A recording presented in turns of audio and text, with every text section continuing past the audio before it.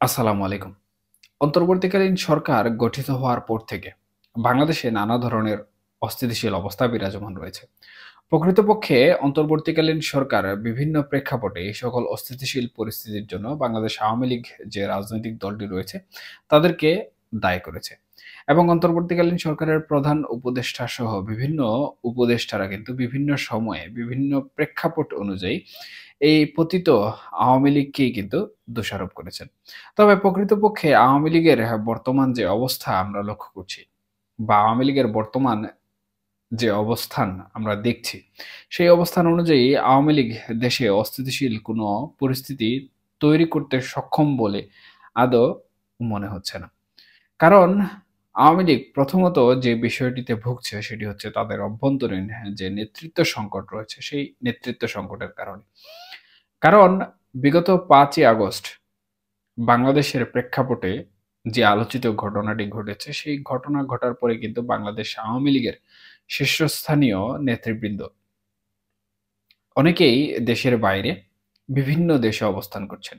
তবে বেশিরভাগ শীর্ষস্থানীয় নেতৃবৃন্দ কিন্তু ভারতে রাজনৈতিক অবস্থানে রয়েছেন।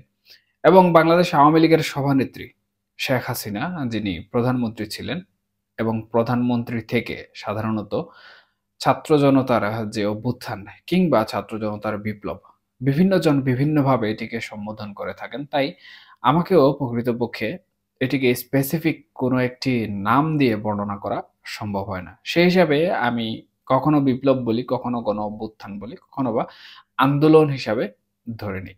তবে সে যাই হোক, এই যে আন্দোলন হলো, আন্দোলনে পতন হওয়ার পর আওয়ামী লীগের সভানেত্রী ভারতে কিন্তু রাজনৈতিক অবস্থায় বা রাজনৈতিক আশ্রয়ে রয়েছেন।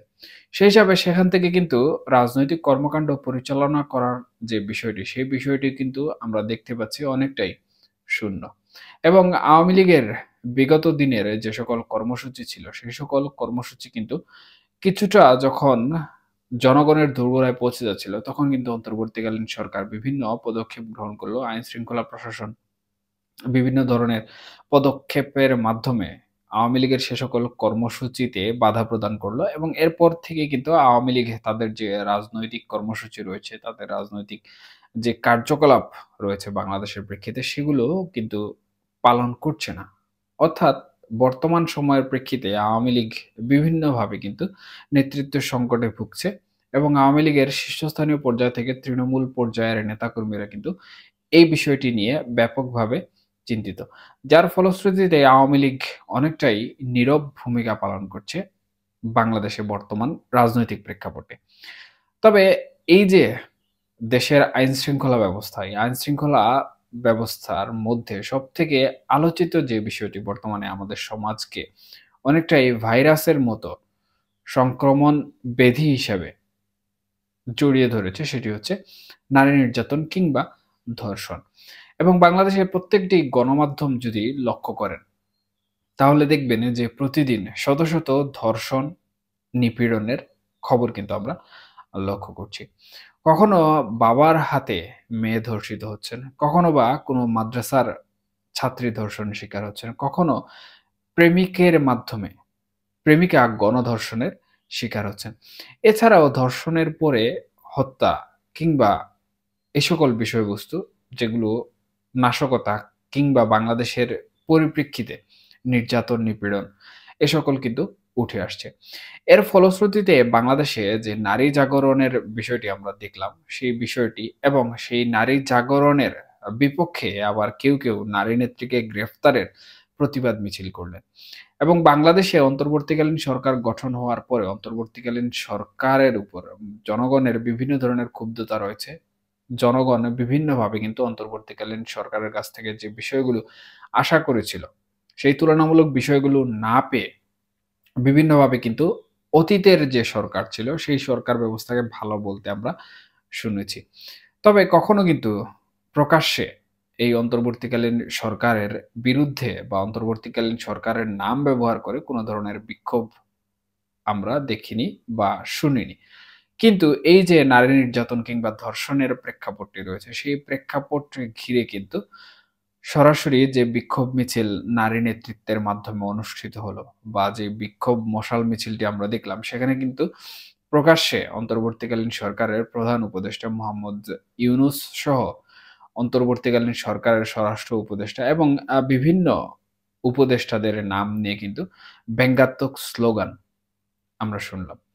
এবং সেখানে অনেকটাই বলা হচ্ছে যে অন্তর্বর্তীকালীন সরকারের প্রধান উপদেষ্টা ধর্ষকদের পাহারাদার, আবার স্লোগানে বলা হচ্ছে সিন্ডিকেটের পাহারাদার। এইসব বিষয়কে আবার অনেকেই কিন্তু মনে করছেন যে আওয়ামী লীগ মাঠে ফিরে এলো কিনা। তবে এই বিষয়টি আমি আমার দৃষ্টিভঙ্গি থেকে যেভাবে দেখছি সেটি হচ্ছে, এটি মূলত যে নেতৃত্বের মাধ্যমে অনুষ্ঠিত হয়েছে, অর্থাৎ যে বিক্ষোভ মিছিল বা মশাল মিছিল হয়েছে এবং সেখান থেকে অন্তর্বর্তীকালীন সরকারের প্রধান উপদেষ্টা বিরোধী বা প্রধান উপদেষ্টার উপর যে ক্ষোভ রয়েছে, সেই সকল ক্ষোভের স্লোগান উঠে এসেছে। এটি সাধারণত ২০১৩ সালে বাংলাদেশে যে গণজাগরণ মঞ্চ গঠিত হয়েছিল মুক্তিযুদ্ধের পক্ষে অবস্থান নিয়ে, সেই গণজাগরণ মঞ্চের একজন নারী নেত্রী কিন্তু প্রকাশ্যে সেই মিছিলের নেতৃত্ব দিচ্ছিলেন। এবং সেই নারী নেত্রীকে তৎকালীন সময়ে অর্থাৎ ২০১৩ সালে যখন এই গণজাগরণ মঞ্চ গঠিত হয়, তখন কিন্তু অনেকেই স্লোগান মাস্টার হিসাবে, গণজাগরণ মঞ্চের স্লোগান মাস্টার হিসাবে অনেকেই চিনে থাকেন। আবার পুনরায় সেই নারী নেত্রীর মাধ্যমে এই যে বিষয়টি উঠে আসলো, সেই বিষয়টি বা এই যে বিক্ষোভ মিছিল হলো, এই বিক্ষোভ মিছিলকে যারা সাধারণত এন্টি আওয়ামী লীগ রয়েছেন কিংবা বিভিন্ন রাজনৈতিক দলের সাথে জড়িত এবং আওয়ামী লীগের এই যে বিগত জুলাই এবং আগস্টের বিষয় বা প্রেক্ষাপটে আওয়ামী লীগের অবস্থান ছিল সেটির বিপক্ষে অবস্থান করেন, তারা আবার এটিকে আওয়ামী লীগের একটি কর্মযজ্ঞ বা আওয়ামী লীগের উত্থানের পথ মনে করে তারা সেই নারী নেত্রীকে গ্রেফতারের যে বিষয়টি রয়েছে সেই বিষয়টি নিয়ে দাবি হিসাবে আরেকটি পাল্টা বিক্ষোভ মিছিল করলেন। এবং সেই পাল্টা বিক্ষোভ মিছিলে আমরা দেখলাম যে ঢাকা বিশ্ববিদ্যালয়ের কিছু সংখ্যক ছাত্র সেখানে উপস্থিত ছিলেন এবং সেই বিক্ষোভ মিছিল পরে তারা মিডিয়ার কাছে তাদের যে বিষয়বস্তু ছিল সেই বিষয়বস্তু উপস্থাপন করলেন। এটি প্রকৃতপক্ষে আসলে বাংলাদেশে অন্তর্বর্তীকালীন সরকারের যে বিষয়টি রয়েছে সেই বিষয়টিকে আরো প্রশ্নবিদ্ধ করছে। কারণ একে অন্তর্বর্তীকালীন সরকার নারীদের নিরাপত্তা থেকে শুরু করে দেশের আইন শৃঙ্খলা পরিস্থিতি সামাল দিতে অনেকটাই হিমশিম খাচ্ছে। এবং আমি আমার প্রথমে যেরকম বললাম ভিডিওর, যে এই ধর্ষণ বিষয়টি বা নারীদের নিরাপত্তাহীনতার বিষয়টি অনেকটাই ভাইরাস আকারে কিন্তু আমাদের সমাজে এই ইতিমধ্যে ২-১ দিনের মধ্যে কিন্তু আমরা লক্ষ্য করছি। এই বিষয়টি অন্তর্বর্তীকালীন সরকারের জন্য অনেকটাই বেদনাদায়ক বা পীড়াদায়ক। সেই হিসাবে যখন অন্য আরেকটি গোষ্ঠী বা জাতি কিংবা রাজনৈতিক সংগঠন বা এক শ্রেণীর রাজনৈতিক কর্মকাণ্ডের সাথে যারা জড়িত তারা যখন এই যে নারীদের নিরাপত্তা বিষয়ক যে বিক্ষোভ মিছিল হলো সেটিকে যখন আবার প্রোটেস্ট করেন বা বিপক্ষে গিয়ে তারা সেই নারী নেত্রীকে গ্রেফতারের দাবি জানিয়ে আবার বিক্ষোভ মিছিল করলেন। এই দুটি বিষয় কিন্তু বাংলাদেশের যারা নারী অ্যাক্টিভিস্ট রয়েছেন বা বাংলাদেশের নারী জাগরণকে যারা কাজে লাগান বা বিভিন্ন ধরনের অ্যাক্টিভিটি করে থাকেন, তারা কিন্তু ভালোভাবে দেখবেন না। এবং তারা যদি এটি ভালোভাবে না দেখেন বা তাদের চোখের মধ্যে যদি মনে হয় যে নারীদের পক্ষে কথা বলার কারণে একজন নারী নেত্রীকে গ্রেফতারের দাবি করা হচ্ছে, সেক্ষেত্রে তারা হয়তোবা সারা বাংলাদেশ ব্যাপী এমনিতেই বিভিন্ন রাজনৈতিক দল এই নির্যাতন নিপীড়নের বিষয়ে কিন্তু নানা ধরনের মানববন্ধন করেছে বা বিক্ষোভ কর্মসূচি তারা পালন করেছে, সেটি সম্পূর্ণ রাজনৈতিকভাবে। তবে এই যে নারীদের গণজাগরণ, এই নারীদের গণজাগরণ যদি বাংলাদেশে সংগঠিত হয়, সেক্ষেত্রে কিন্তু অন্তর্বর্তীকালীন সরকার অনেকটাই বেকায়দায় পড়ে যাবে। এবং এটি কিন্তু সর্বপ্রথম অন্তর্বর্তীকালীন সরকারের নাম ব্যবহার করে বা অন্তর্বর্তীকালীন সরকার প্রধানের নাম ব্যবহার করে ব্যঙ্গাত্মক স্লোগান দেওয়ার একটি বিক্ষোভ মিছিল।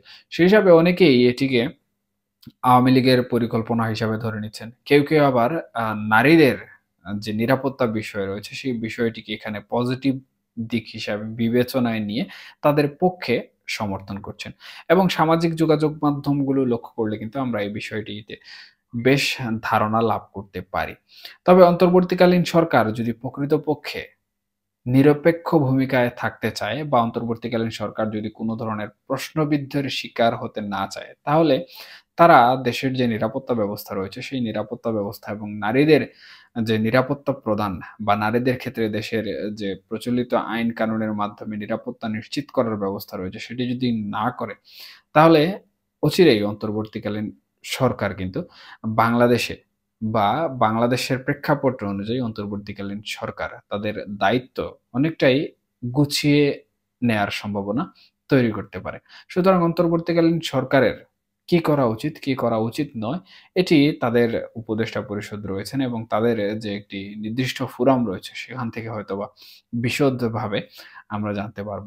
তবে আওয়ামী লীগের পরিকল্পনা হিসাবে ধরে বলুন কিংবা নারী জাগরণের যে বিষয়টি রয়েছে সেটি ধরে যদি চিন্তা করুন, তাহলে অন্তর্বর্তীকালীন সরকারের আলোচনা সমালোচনা যেমন আমরা করে থাকি, ঠিক একইভাবে নারীদের নিরাপত্তা বিষয়ে কিন্তু আলোচনা সমালোচনা আমাদের সকলের করা উচিত এবং নারীদের নিরাপত্তা কিন্তু আমাদের সকলে মিলে প্রদান করা উচিত।